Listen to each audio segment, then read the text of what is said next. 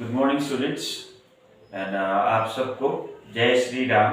जैसे हमारा ये राम जी का महोत्सव मना रहे हैं हम लोग इस हफ्ते, जो कि कल है।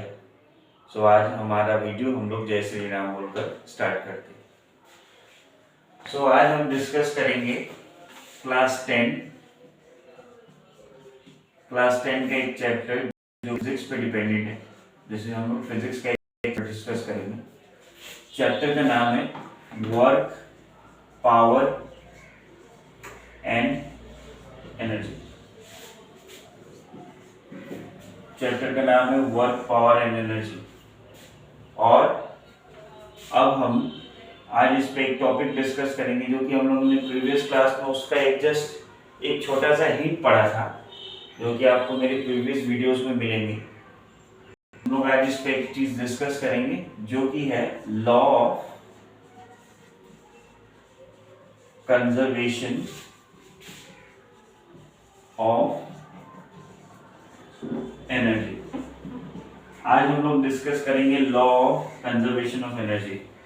इस वीडियो को स्टार्ट करने से पहले मैं आपसे पूछना चाहता हूं कि कंजर्वेशन का एक्चुअल मीनिंग क्या होता है। कंजर्वेशन का एक्चुअल मीनिंग क्या होता है? किसी चीज को जमा करके रखना, कोई भी एक ऐसी चीज जो हमेशा अपनी जगह पर उपलब्ध रहती है, वो कभी उस जगह से हटती नहीं है।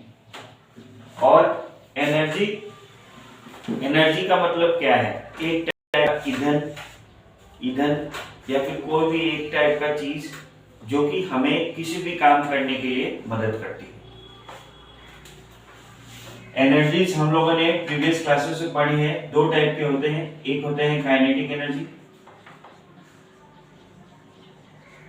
एक होता है पोटेंशियल एनर्जी। काइनेटिक एनर्जी का शॉर्ट फॉर्म है के एंड पोटेंशियल एनर्जी का शॉर्ट फॉर्म है पी। हमें ये लॉ क्या समझा रही है? Law of conservation of energy क्या बता रही है कि total energy that is kinetic energy plus potential energy of a system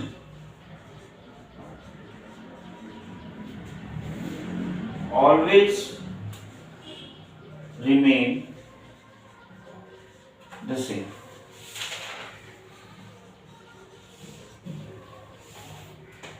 ये लॉ ये बताती है कि जो टोटल जो एनर्जी होती है एक सिस्टम में, जैसे कि kinetic energy plus potential energy of a system always remain the same before the reaction and after the reaction. इस चीज को और विस्तार से समझने के लिए हम लोग इसके ऊपर एक एग्जांपल करेंगे, जो कि आई होप आपने ये डेफिनेशन लिख लिया होगा। अब हम लोग इस पर एक एग्जांपल करेंगे, एक छोटा सा एग्जांपल जो कि हम ग्रेविटी पे डिपेंड करेंगे।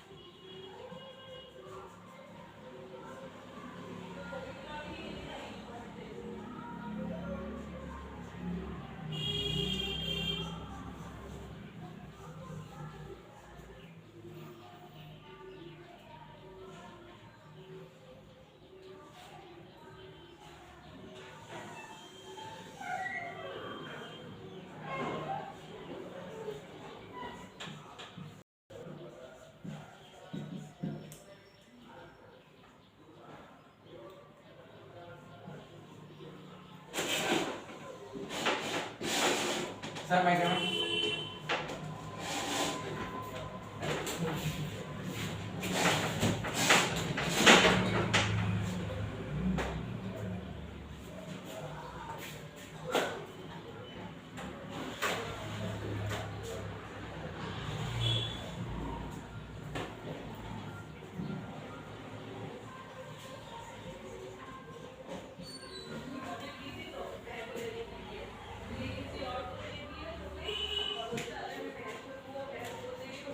तो हम यहाँ पर एक एग्जांपल कर रहे हैं जहाँ पर हम एक बॉल को फ्रॉम पॉइंट ए टू सी उसको फॉल करा कर देख रहे हैं, जहाँ पर हम लोग ये ट्राई करेंगे कि एक बॉल जब ऊपर से नीचे गिरती है तो क्या उसकी एनर्जी सेम रहती है। जब हम इसे ऊपर से नीचे गिरा रहे हैं तो स्टार्टिंग में उसका एनर्जी कितना था, वही उसका एनर्जी जब वो बीच में पहुंचा जमीन से टच करने से पहले उसका एनर्जी कितना था, और आखिर में जब वो लास्ट जमीन पर पहुंचती है तो उसका एनर्जी कितना था। Eight position A, eight position A अगर हम कंसिडर करें तो क्या हमें पता है कि इसका काइनेटिक एनर्जी कितना है? क्या हम जानते हैं कि इसका काइनेटिक एनर्जी कितना है? स्टार्टिंग में ये बॉल तो अभी रेस्ट में है ना, हमारे हाथ में है, ना कि अभी तक हम लोगों ने इसको फेंका है। सो इसका एनर्जी अभी कितना है? इसका स्टार्टिंग का काइनेटिक एनर्जी अभी 0 है, क्योंकि अभी तक वो बॉल चलना शुरू नहीं किया है। उसके बाद पोटेंशियल एनर्जी क्या होता है?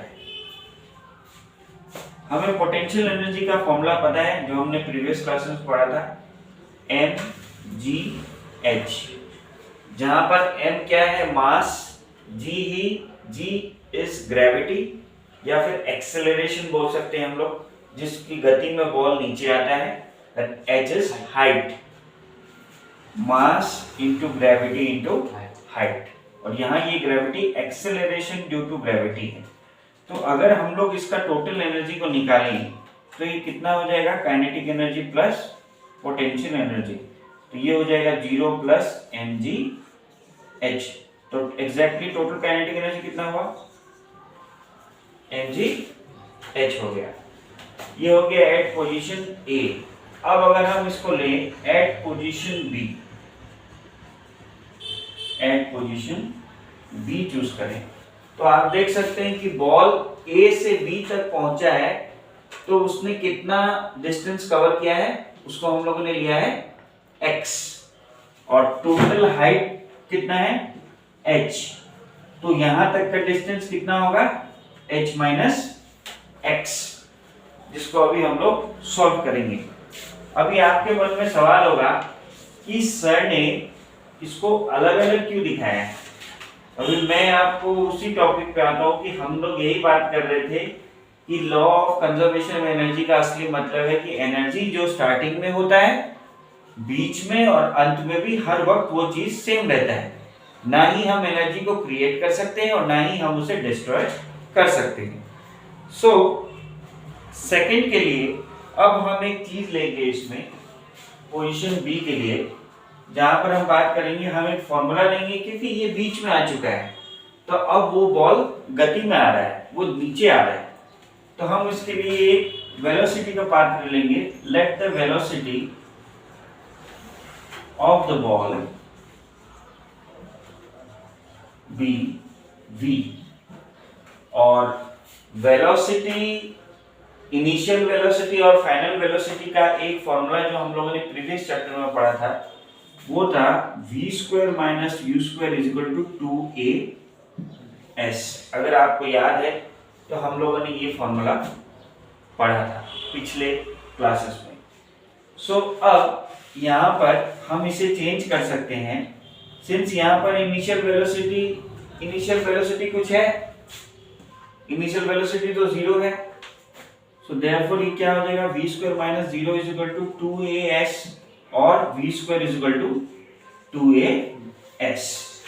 अब हमें पता है कि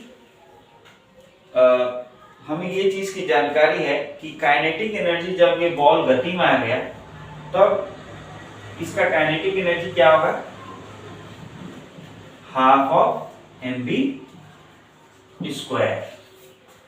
लेकिन अब हमें एक चीज यहाँ और देखनी है कि हम यहाँ एक्सेलरेशन को किस चीज के पात्र मान रहे हैं? ग्रेविटी का।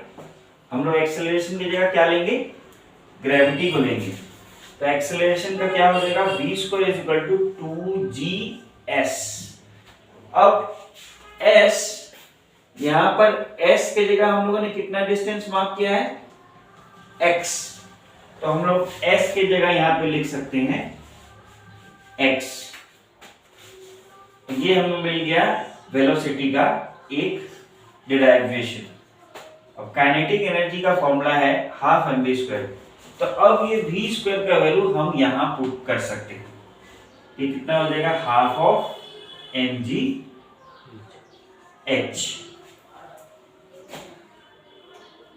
Half of M G H नहीं, half of M into 2gh, ये होगा इसका फॉर्मूला। अब इसको अगर हम कैंसिल करें तो ये हाफ हाफ कट जाएगा और ये होगा mgh।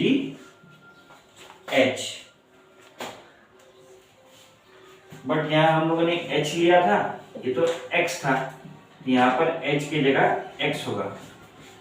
अब पोटेंशियल एनर्जी, पोटेंशियल एनर्जी क्या होगा इन केस ऑफ पॉइंट, ये क्या होता है इसको, for the ball falling in position B. ये क्या हो सकता है दोस्तों, आप बताएं हमें इसके बारे में कि ये क्या होगा। तो वो सेम चीज है, पोटेंशियल एनर्जी डिपेंड करेगा के हाइट पर। तो हम लोगों ने जैसे यहाँ पर फॉर्मूला लिया था, हमें पता है पोटेंशियल एनर्जी का फॉर्मूला mgh, तो यहाँ पर भी सेम होगा, mgh होगा, हाइट होगा, बट हाइट हम लोग लेंगे h माइनस x। तो इसके लिए मैं थोड़ा सा यहाँ एट पोजीशन ए का ये पार्ट रब करता हूँ, क्योंकि यहाँ आपको पता चल गया कि एट पोजीशन ए का क्या वैल्यू है। अब अगर मैं इसको यहाँ सॉल्व करूं तो ये क्या हो जाएगा, potential energy is equal to mgh minus mgx। ये वैल्यू हो गया पोटेंशियल एनर्जी का।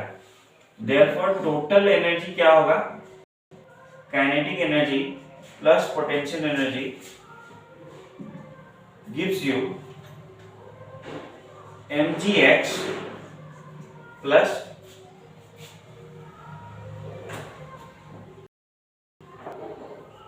जो कि हमें यहां मिला mgx plus mgh minus mgx।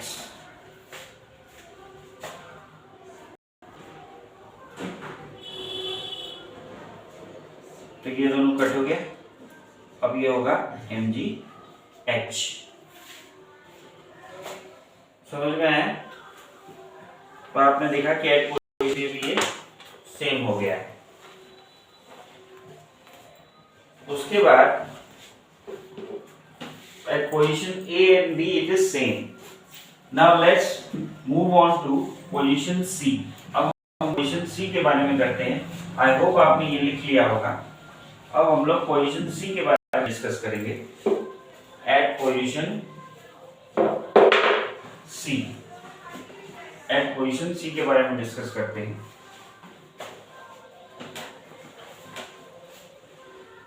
At position C, जो कि बॉल जमीन पर पहुंच चुका है, तब हम क्या लेंगे, आपका v स्क्वायर, सिमिलरली ये होगा 2gh, जो कि डायरेक्टली हम लोगों ने उससे पुट किया है।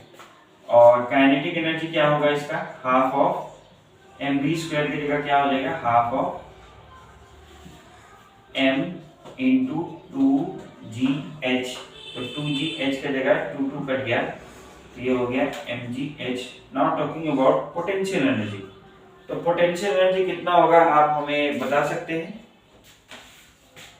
पोटेंशियल एनर्जी, जब बॉल ऑलरेडी नीचे आ चुका है तो इसका पोटेंशियल एनर्जी तो जीरो हो गया, तो ये हो गया फाइनली जीरो। तो देयरफॉर ये टोटल कितना हो गया, kinetic energy is equal to potential, total energy is equal to kinetic energy plus potential energy.